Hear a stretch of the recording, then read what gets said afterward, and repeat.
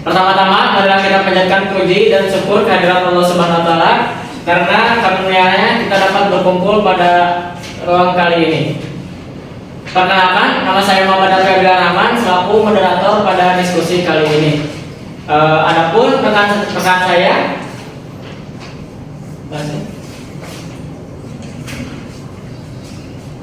perkenalkan, nama saya Rizky Hafiz sebagai pemateri. Perkenalkan, nama saya Fajri Aslam Bukhari sebagai pemateri. Perkenalkan, nama saya Iqbal Fitra Fadilah sebagai pemateri. Perkenalkan, nama saya Astian Nurulkoja sebagai pemateri. Perkenalkan, nama saya Salma Fauzi sebagai pemateri. Baik, untuk mengefektifkan waktu, langsung saja kita ke pembahasan, yaitu dengan tema pengertian dan contoh berpikir komputasional.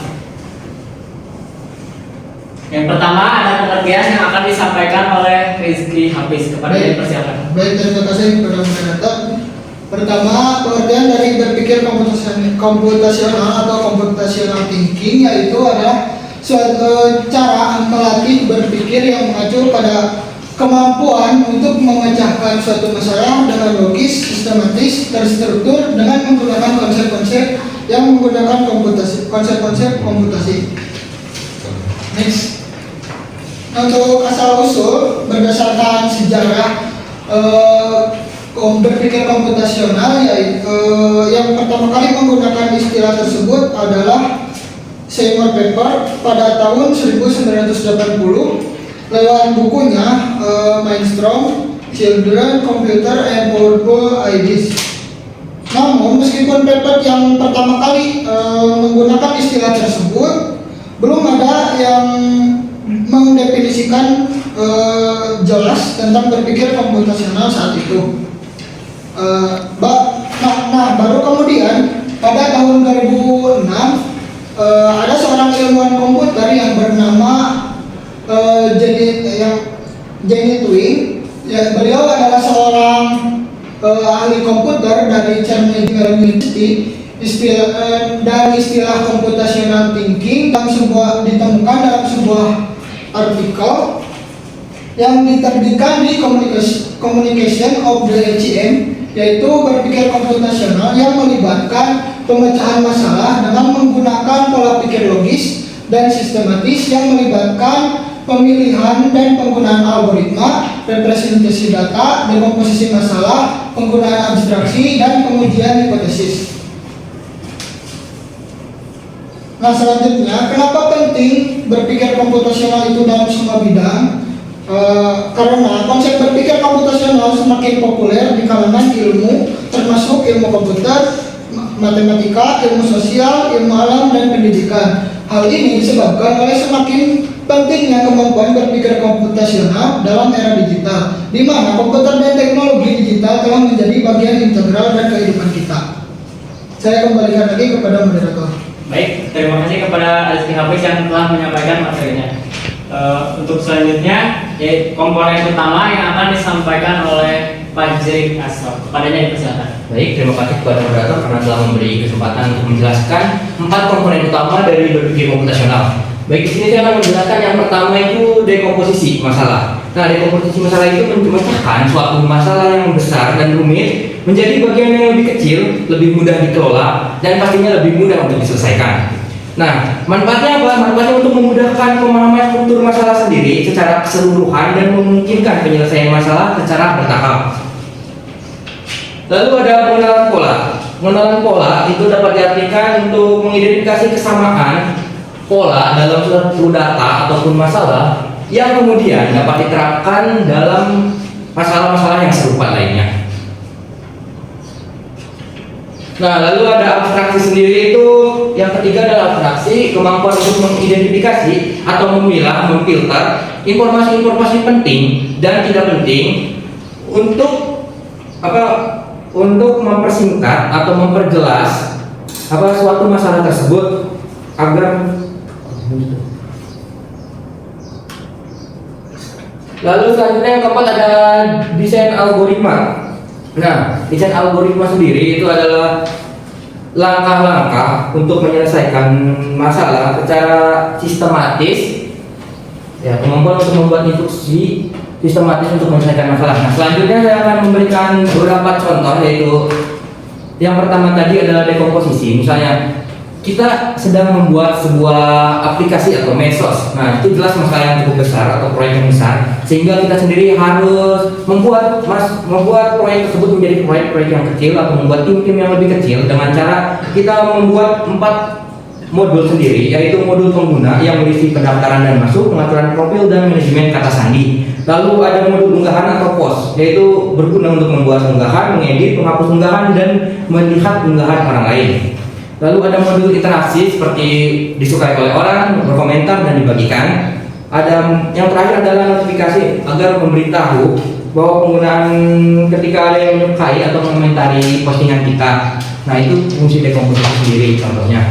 Lalu ada contoh pengenalan pola sendiri pada saat kita membuat sebuah situs website sendiri. Itu pasti ada kesamaan di setiap website, yaitu ada home, about me, dan kontak. Nah, itu salah satu contoh pengenalan pola. Yang ketiga adalah contoh dari abstraksi sendiri, itu ada dalam penggunaan, misal kita menggunakan aplikasi WhatsApp atau untuk kita berchatting. Nah, kita sendiri sebenarnya tidak harus tahu seperti apa cara kerja sistemnya, sehingga kita hanya perlu mengetik dan mengirim saja.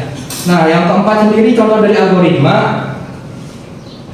Sebenarnya ada algoritma sendiri itu hampir sama dengan dekomposisi, cuman algoritma sendiri membuat urutan instruksinya sendiri dari dekomposisi agar kita mengetahui apa dulu yang harus dikerjakan. Baik, terima kasih, saya kembalikan kepada moderator. Baik, terima kasih kepada Pak Jiri Asro yang telah menyampaikan materi yang sangat bermanfaat. Untuk selanjutnya ada penerapan yang akan disampaikan oleh Iqmal. Kepadanya dipersilakan. Baik, terima kasih kepada moderator. Jadi saya akan melanjutkan pembahasan pada poin penerapan berpikir komputasional. Nah, di pembahasan kali ini kita akan melihat bagaimana computational thinking benar-benar bisa digunakan di bidang lain. Jadi bukan di bidang IT atau di bidang komputer saja. Jadi yang pertama di sini ada dalam bidang bisnis. Jadi perusahaan bisa menggunakan computational thinking untuk mengoptimalkan proses bisnis dan meningkatkan efisiensi operasional. Contohnya, perusahaan e-commerce seperti Shopee, mereka memecah data belanja pelanggan, kemudian mereka mengenali pola produk favorit kita dengan fokus pada data penting, dan yang terakhir mereka menggunakan algoritma untuk memberikan rekomendasi supaya produk bisa terlihat oleh pelanggan. Oke, selain itu ada contoh lain di bidang pendidikan, yakni di bidang ini computational thinking bisa membantu kita dalam menyelesaikan soal-soal sulit seperti dalam matematika dan sains. Contohnya, jadi pertama-tama kita melakukan komposisi dengan memecah soal yang kompleks menjadi beberapa bagian atau langkah yang lebih kecil. Kemudian kita menggunakan pengenalan pola untuk membaca data dari soal-soal serupa yang pernah diselesaikan sebelumnya. Dan kemudian juga kita melakukan abstraksi atau berfokus pada data penting sambil mengabaikan detail yang tidak perlu. Dan yang terakhir, kita menggunakan algoritma, yaitu menyusun serangkaian langkah logis yang terstruktur untuk mencapai jawaban yang relevan atau akurat. Nah, selain contoh pada penerapan di layar ini, ada juga tambahan yang terakhir bahwa penerapan computational thinking itu sebenarnya ada dalam kehidupan sehari-hari. Contohnya itu seperti memasak mie, kemudian minum kopi, dan lain sebagainya. Jadi simpelnya bahwa penerapan berpikir komputasional sangatlah luas. Ia bisa membantu dunia bisnis lebih efisien, kemudian mempermudah dalam belajar, bahkan membantu kehidupan sehari-hari. Baik, terima kasih kepada Iqmal yang telah menyampaikan materinya. Untuk selanjutnya yaitu kendala umum yang akan disampaikan oleh Salwa. Kepadanya dipersilakan. Oke. Selanjutnya adalah yaitu tantangan dan solusi dalam menerapkan berpikir komputasional. Nah, ada suatu masalah yang ditemukan itu guru belum memahami atau terbiasa dengan konsep CT. Nah, yang pertama adalah yaitu adanya belum ada media ajar interaktif yang memadai. Nah, media ajar yang interaktif itu seperti apa sih? Contohnya seperti aplikasi, simulasi, game edukasi, atau platform coding visual seperti Scratch. Nah, selanjutnya, kenapa sih belum ada media ajar yang interaktif? Nah, kenapa? Karena pemerintah belum kadang ada sekolah-sekolah di Indonesia yang media ajarnya itu menggunakan berbasis menggunakan buku teks atau materi statis. Nah, selanjutnya ada perlunya edukasi awal ke guru sebelum siswa. Nah, karena guru itu sebagai fasilitator utama. Kalau misalnya guru sebagai fasilitator utama belum bisa memahami konsep CT dengan baik, maka proses pengajarannya pun akan kurang efektif bagi para siswa. Dan selanjutnya adanya solusi. Nah, solusinya itu ada pelatihan guru CT, yaitu pihak penyelenggara membuat media ajar yang interaktif. Seperti yang tadi, media ajar interaktif itu seperti ada aplikasi, media game, dan lain-lain. Nah, selanjutnya adalah kenapa sih adanya media interaktif, yaitu agar membantu siswa memahami konsep CT secara nyata dan menyenangkan, tidak hanya menggunakan buku saja. Selanjutnya ada menggunakan tantangan bebas sebagai salah satu alat edukasi untuk siswa dan guru agar stimulus. Seperti itu. Baik, terima kasih kepada Salma yang telah menyampaikan materinya yang sangat bermanfaat. Untuk selanjutnya ada contoh yang akan disampaikan oleh Azkia. Kalian silakan. Baik, di sini saya akan menyampaikan contoh dari berpikir komputasional. 1. Ada menyusun rencana perjalanan yang efisien. Menyusun rencana yang efisien, seorang traveler dapat menerapkan kemampuan berpikir komputasi dalam menyusun rencana perjalanan. Kemampuan ini membuatnya bisa memilih transportasi yang paling cepat, efektif, dan biaya terjangkau. Tahapannya melibatkan deteksi kebutuhan perjalanan dan komposisi rencana perjalanan menjadi segmen-segmen kecil seperti waktu keberangkatan, jenis transportasi, dan biaya.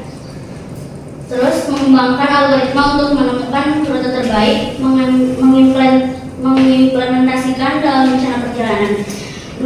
Menganalisis data penjualan untuk meningkatkan strategi bisnis. Penerapan berpikir komputasional juga bisa ditemukan dalam proses analisis data penjualan. Di sini, kamu perlu melakukan identifikasi permasalahan seperti penurunan penjualan dan menilai setiap problem dalam lingkup yang lebih kecil dan sederhana. Dengan pemilahan ini, kamu dapat mengetahui sumber permasalahan yang mempengaruhi angka penjualan. Apakah sumbernya adalah tren pasar, performa produk tertentu, atau masalah lainnya. Dari situ, kamu bisa mendapatkan solusi terbaik melalui analisis data yang mendalam dan logis. 3. Ada mengembangkan algoritma untuk mengoptimalkan kinerja website. Proses ini melibatkan pembagian sumber permasalahan seperti server, UI UX, dan coding. Dengan metode berpikir komputasional, kamu bisa mengidentifikasi dan menyelesaikan masing-masing problem dengan efisien. Misalnya, kamu bisa merancang algoritma untuk meningkatkan kecepatan pengiriman. Bisa juga dengan memperbaiki struktur database untuk efisiensi data. Yang keempat itu ada merancang game edukasi yang interaktif.